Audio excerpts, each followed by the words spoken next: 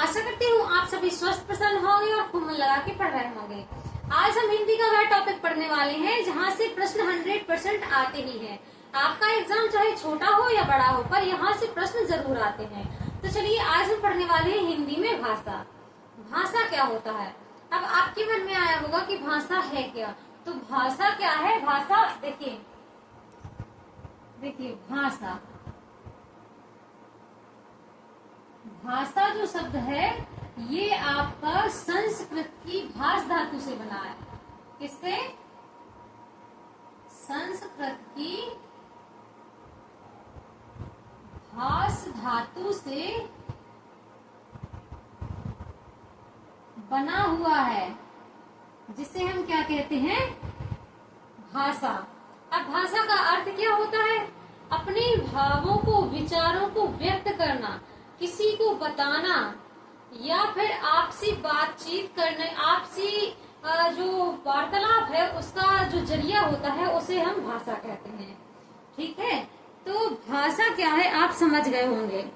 जैसे कि दो व्यक्ति आपस में एक दूसरे से बात कर रहे हैं तो उसके आदान प्रदान की जो प्रक्रिया है उसे हम क्या कहेंगे? थोड़ा सा ऐसे समझेंगे। जैसे कि देखिए, ये समझ लीजिए कि कोई ये बैठे हैं एक व्यक्ति और एक व्यक्ति ये बैठा हुआ है। अब इसने यहाँ पर कुछ भी बातचीत की, यहाँ पर इसके द्वारा जो भी भाषा का, ध्वनि का आदान प्रदान हुआ, भाषा का आदान प्रदान हुआ, तो इसने जो भी सुना है तो इसने ग्रहण भी कुछ किया होगा। इस प्रक्रिया को भाषा कहते हैं।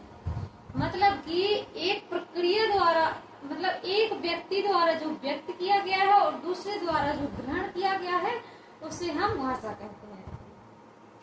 इसके मन में कोई विचार आया, विचार यहाँ से जब यहाँ किया, जब कोई विचार यहाँ पर उत्पन्न हुआ, इस व्यक्ति के अंदर कोई विचार उत्पन्न हुआ और वह विचार उसने इसे प्रदान किया, तो इसके अंदर वह विचार आया पर इसने इसे प्रदान किया। मतलब कि विचारों के आदान प्रदान करने की प्रक्रिया को ही हम भाषा कहते हैं। आप लोग यहाँ पर थोड़ा सा समझ पाए होंगे कि भाषा है क्या। ठीक है, अब हम देखने वाले हैं कि जब यहाँ पर ये दोनों लोग आपस में बात करेंगे या आपस में संप्रेषण करेंगे या फिर अपने विचार विनिमय करेंगे, तो उस चीज को ही हम भाषा कहेंगे। ठीक है, आशा करती हूँ आप लोग बहुत अच्छे से समझ पा रहे होंगे। अब आपके समझ में आ गया होगा कि भाषा क्या है। तो देखिए, विचारों का आदान प्रदान, विचारों का, अपने विचारों का आदान प्रदान करना ही, आदान प्रदान करना ही भाषा है। ठीक है, या फिर आप यहाँ पे कह सकते हो कि संप्रेषण ही भाषा है। क्या है? संप्रेषण ही भाषा है। जैसे यहाँ पर मैं जो कुछ भी बोल रही हूँ आप लोग इसे बड़े तल्लीनता से सुन रहे होंगे, तो आप भी कहेंगे कि वाकई में यहाँ पर कुछ समझ में आ रहा है। तो मेरे द्वारा बोला गया और आपके द्वारा ग्रहण किया गया जो विचार है, उस छोटे से विचार विनिमय को ही भाषा कहते हैं। आशा करती हूँ आप लोगों को बहुत अच्छे समझ में आ गया होगा कि भाषा है क्या। भाषा के संबंध में अब बहुत सारे लोगों के मत हैं, उन मत को हमें देखना है। अब आप थोड़ा सा देख के चलें। आगे हम पढ़ने वाले हैं भाषा के संबंध में विस्तार से वर्णन, भाषाओं का आदान प्रदान किसने किन विचारों के माध्यम से किया है और भाषा को किसने क्या कहा है, बहुत अच्छे से हम पढ़ने वाले हैं। आप भाषा को पढ़ने से पहले अपने माइंड में एक चित्र अंकित कर लीजिए कि भाषा है क्या। जब आपके माइंड में एक चित्र अंकित हो जाएगा कि एक के द्वारा बात किया गया, दूसरे के द्वारा ग्रहण किया गया, एक ने भाषा का आदान प्रदान किया, दूसरे ने ग्रहण किया, तो यह आपसी बातचीत ही हमारी भाषा है। ठीक है, साधारण से शब्दों में। अब हम चलिए थोड़ा सा देखते हैं कि भाषा है क्या, भाषा की जो परिभाषा भी हमें थोड़ा सा देखेंगे। अलग अलग विद्वानों के अनुसार भाषा की हम यहाँ पर परिभाषा देखेंगे। ठीक है, जैसे कि भाषा की परिभाषा। कुछ जब हम कोई भी चैप्टर कोई नया पढ़ते हैं, कोई टॉपिक नया पढ़ते हैं, तो उसके बारे में हमें अन्य विद्वानों की मत भी देखना पड़ता है और उन मत को ही हम उनका क्या कहते हैं, परिभाषा कहते हैं। तो अब हमको भाषा की परिभाषा देखना है। किसके द्वारा देखना है? सबसे पहले आते हैं विद्वान श्याम सुंदर दास। ठीक है, श्याम सुंदर दास के अनुसार। अब देखिए क्या कहा है श्याम सुंदर दास जी ने। तो इच्छा को ध्वनि संकेतों के माध्यम से, क्या है देखिए, लिखते जाएंगे। इच्छा को ध्वनि संकेतों के माध्यम से आदान प्रदान करना ही क्या है? भाषा है। ठीक है, ये आप लोग लिख लीजिए। ये किसने कहा है? श्याम सुंदर दास ने।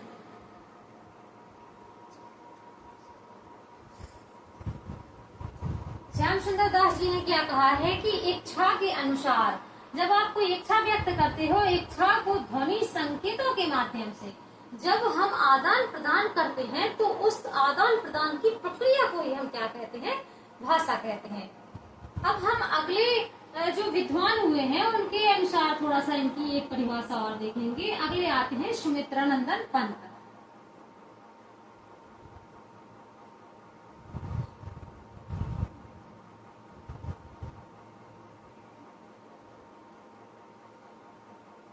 इन्होंने क्या कहा है?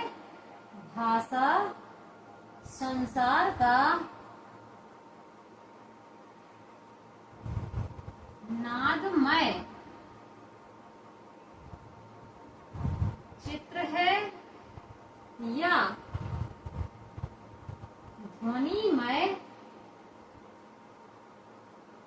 स्वरूप है। देखिए, जो आपके सुमित्रानंदन पंत जी हैं, इन्होंने क्या कहा था? इन्होंने कहा था कि भाषा संसार का नादमय चित्र है। नादमय चित्र है या ध्वनिमय स्वरूप है।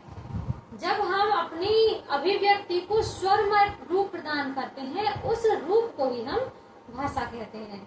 तो आप लोग बहुत अच्छे से समझ पा रहे होंगे यहाँ पे कि भाषा की परिभाषा किसके अनुसार है। ठीक है, तो ये हो गया है श्याम सुंदर दास जी के अनुसार, और ये पढ़ा है हमने सुमित्रानंदन पंत जी के अनुसार। तिवारी जी ने भाषा के संबंध में क्या कहा है? इन्होंने देखिए क्या कहा है, पढ़ेंगे। भोलानाथ तिवारी। अब आपको यहाँ पर लिखना है कि समाज के लोग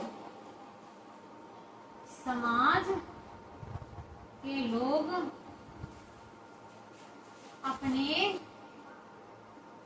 विचारों का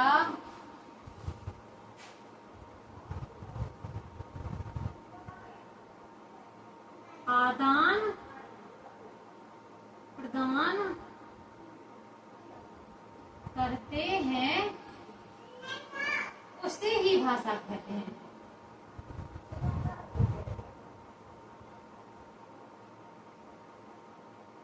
देखिए, भोलानाथ तिवारी जी ने भाषा के संबंध में क्या कहा है?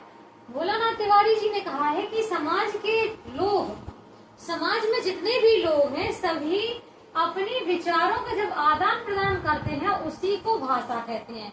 देखिए, बात सिंपल सी है, सभी ने उसी को कहा है, बस कहने का थोड़ा सा तरीका अलग हो गया है। जैसे कि आप भी बात कर रहे हैं, हम भी बात कर रहे हैं, पर हम लोगों का तरीका थोड़ा सा अलग होता है। सबके अनुसार हर चीज का तरीका अलग होता है, ऐसे ही इन विद्वानों का भी बस थोड़ा थोड़ा सा डिफरेंस है। बाकी आप लोग देख पाएंगे कि श्याम सुंदर दास जी ने क्या कहा है, सुमित्रानंदन पंत जी ने क्या कहा है, और साथ ही साथ भोलानाथ तिवारी जी के भाषा के संबंध में कौन से विचार हैं। तो ये डेफिनेशन आप लोग लिख लीजिए, बहुत ही उपयोगी है, कई बार पेपरों में पूछी जाने वाली है, तो आपके लिए ये वाला टॉपिक बहुत ही जरूरी है। जिन ध्वनि चिन्हों के माध्यम से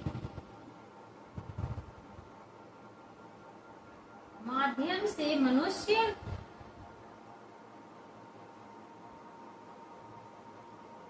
अपने विचार विनिमय करता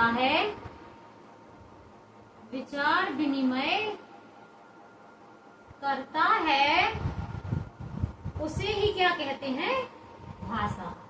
तो आप लोग यहाँ पर समझ पा रहे होंगे कि देखिए 4 विद्वानों को यहाँ पर लिखवा दिया गया है कि बाबूलाल सक्सेना जी के द्वारा क्या कहा गया है, जिन ध्वनि चिन्हों के माध्यम से मनुष्य अपने विचार विनिमय प्रकट करता है उसे ही हम भाषा कहते हैं। ठीक है, तो ये भाषा की परिभाषाएं आप लोग यहाँ पर नोट कर लें, क्योंकि ये कई बार पेपरों में पूछी जाती हैं। तो आप लोग हेडिंग डाल लीजिए, भाषा के तथ्य। भाषा के तथ्य। तो भाषा के क्या होते हैं, भाषा के 4 कौशल होते हैं। चलिए पॉइंट बनाते लिखते जाएंगे। भाषा के 4 कौशल होते हैं। कौन कौन से होते हैं वह 4 कौशल। पहला होता है देखिए सुनना। कौन सा होता है, सुनना, बोलना, लिखना। देखिए इसके बाद होता है बोलना, बोलने के बाद होता है पढ़ना और फिर होता है लिखना। अगर क्रम पूछेगा तो ये बहुत ही जरूरी है कि आपको सबसे पहले लिखना होगा सुनना, बोलना, पढ़ना, लिखना। तो ये हो गए हैं भाषा के 4 कौशल। आप लोग मेरे साथ नोट डाउन करके जाइए। अब हमको लिखना है भाषा के प्रकार। कौन कौन से,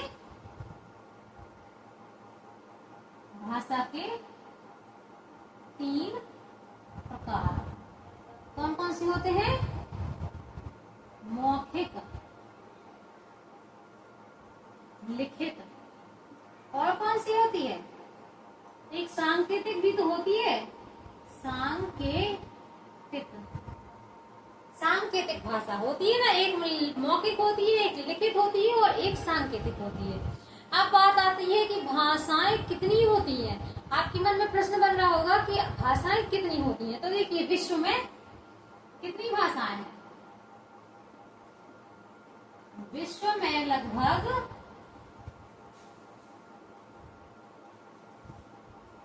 कितनी भाषाएं हैं, आप लोगों ने पढ़ी हो तो 3000 भाषाएं हैं।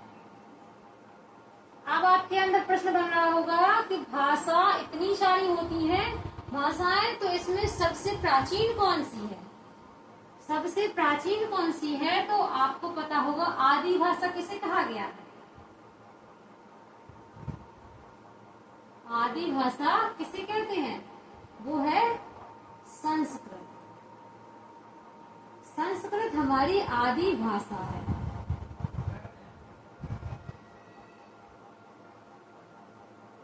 यदि आप यहाँ पर प्रश्न आता है कि प्रथम, देखिए क्या, प्रथम देश काल की भाषा, प्रथम देश काल की भाषा किसे कहा गया है, पाली। वह कौन सी है, पाली। देखिए अब प्रश्न आता है कि भारत में कितनी भाषा है, तो भारत में कितनी है, 22 भाषाएं हैं। ये क्यों मानी गई है, क्योंकि संविधान में 22 भाषाएं लिखित हैं, लिखित रूप में पाई गई हैं। आप लोग यहाँ पर नोट डाउन करते जाइए, क्योंकि ये प्रश्न हमेशा पेपरों में आते हैं। तो देखिए, विश्व में लगभग 3000 भाषाएं हैं। आदि भाषा हमारी संस्कृत है। प्रथम देश काल की भाषा पाली है और भारत में लगभग 22 भाषाएं मानी जाती हैं। अब देखिए, ये भी आपसे पूछा जाए कि मनुष्य की भाषा की उत्पत्ति कहाँ से हुई है। जैसे एक प्रश्न आता है, मनुष्य की भाषा की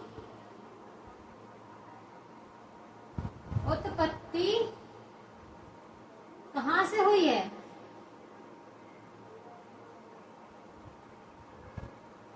तो ये कौन सा रूप मिल जाएगा आपको? मौखिक, मौखिक रूप में।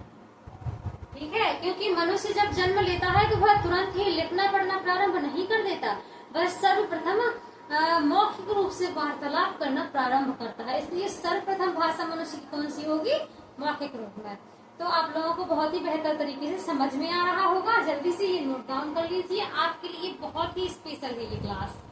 और बीच में आप लोगों से बस यही कहना चाहूंगी कि भाई जिसने अभी तक चैनल को सब्सक्राइब नहीं किया है तो भाई सब्सक्राइब करना तो बनता है, पहले चैनल को सब्सक्राइब कर लीजिए। और यदि वीडियो आपको पसंद आता है, क्लास आपको पसंद आती है, तो क्लास को आप लाइक और शेयर भी कर सकते हैं। जितने अधिक लोगों में शेयर करेंगे उतने अधिक लोगों के पास में यह वीडियो पहुंच पाएगी और ये जो कठिन लगने वाला टॉपिक है ये बहुत ही आसान तरीके से आपको समझ में आ जाएगा।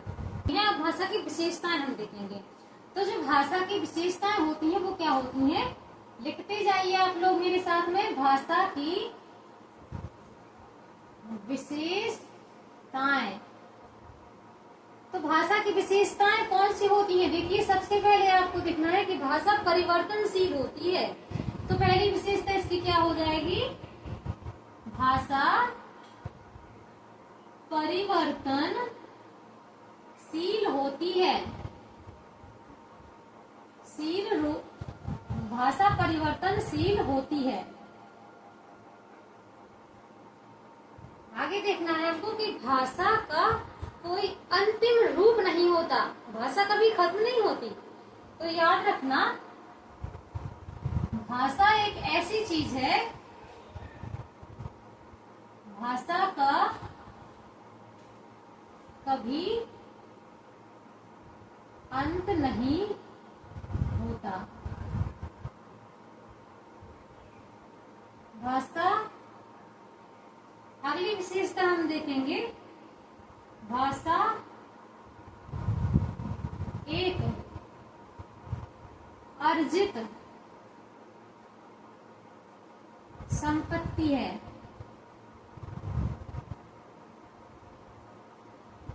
अब भाषा अर्जित संपत्ति क्यों है? क्योंकि भाषा अर्जन के द्वारा सीखी जाती है, माता पिता के द्वारा प्रदान नहीं की जाती है, कोई आंतरिक संपत्ति नहीं है, भाषा अर्जित की जाती है। आप किसी भी देश में जाकर उस देश की भाषा को सीख सकते हैं, इसलिए ये भाषा अर्जित संपत्ति है।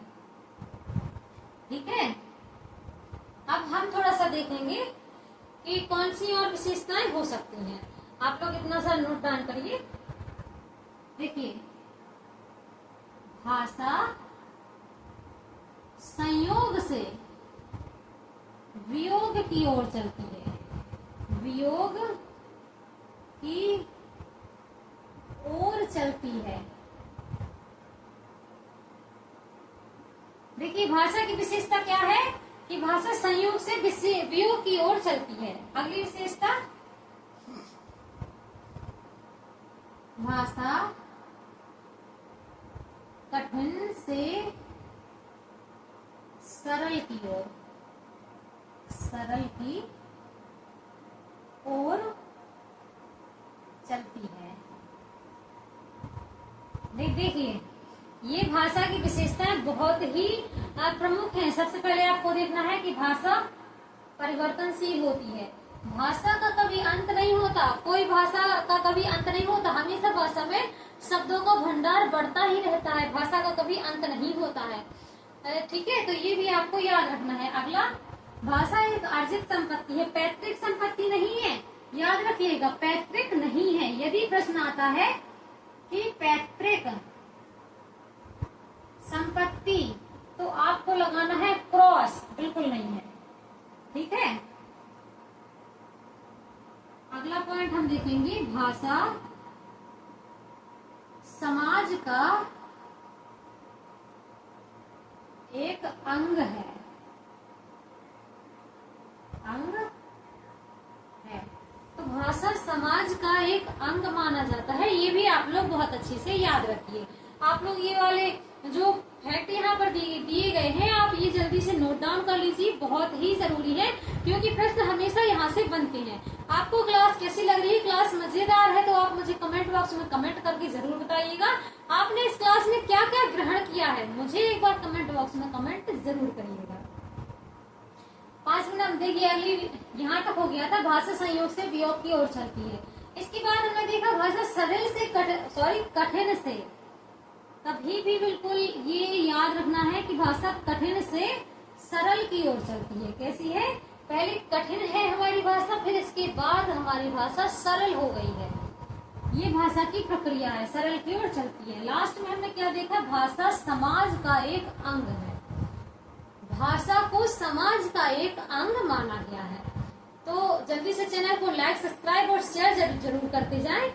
ये धमाके वाली क्लास आज आपके लिए स्पेशली लाई गई थी। यदि पूछा जाए भाषा, देखिए भाषा की छोटी इकाई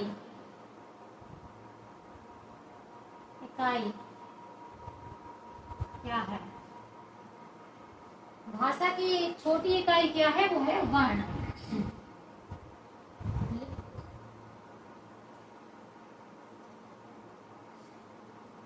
अब यदि प्रश्न आता है कि मौखिक छोटी इकाई, देखिए याद रखते जाइएगा, मौखिक भाषा की कौन सी?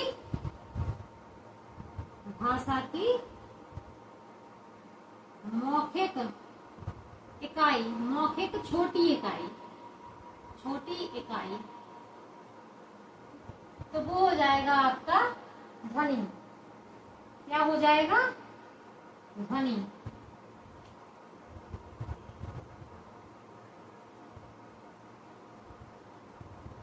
अब यदि पूछा जाए भावार्थ इकाई क्या है? भावार्थ, भाषा की भावार्थ इकाई कौन सी है? तो वो हो जाएगी आपकी भाषा की कौन सी हो जाएगी? भावार्थ इकाई हो जाएगी वाक्य। तो ये देखिए, यदि प्रश्न आता है कि भाषा की छोटी इकाई क्या है, तो भाषा की छोटी इकाई वर्ण को कहा गया है। भाषा की मौखिक छोटी इकाई, यदि मौखिक पूछा गया है तो ध्वनि को कहा गया है। भावार्थ इकाई कौन सी है? तो वो है वाक्य। ये भी छोटी इकाई के अंतर्गत आता है, क्योंकि प्रश्न कई बार बहुत घुमा के दे देते हैं और हम यहाँ पर समझ नहीं पाते, इसलिए हर चीज को हमें यहाँ पर क्लियर करके चलना होगा। तो आज का ये आपको चैप्टर कैसा लगा? अगले चैप्टर में हम इसके बारे में ही पढ़ने वाले हैं। भाषा के आगे पढ़ेंगे हम भाषा का स्वरूप, विस्तार और भाषा की क्या क्या प्रकार रहे हैं और कहाँ कहाँ पर भाषा कौन सी बोली जाती है। बहुत सी चीजें अभी भाषा के बारे में हमको पढ़ना है। साथ ही साथ हमें लिपि भी पढ़ना है कि लिपि किसे कहा गया है। तो बने रहिएगा मेरे चैनल साहित्य का सफर के साथ में और प्रतिदिन करते रहे साहित्य का अध्ययन। आज की ये वीडियो आपको कैसी लगी मुझे कमेंट बॉक्स में कमेंट करके जरूर बताइएगा। ऐसे ही मजेदार क्लासेस आपको निरंतर मिलती रहेंगी। तो चलिए आज के लिए इतना ही, मिलते हैं अगली वीडियो में। लाइक, सब्सक्राइब और शेयर चैनल को जरूर करिएगा, ये नहीं आपको भूलना है।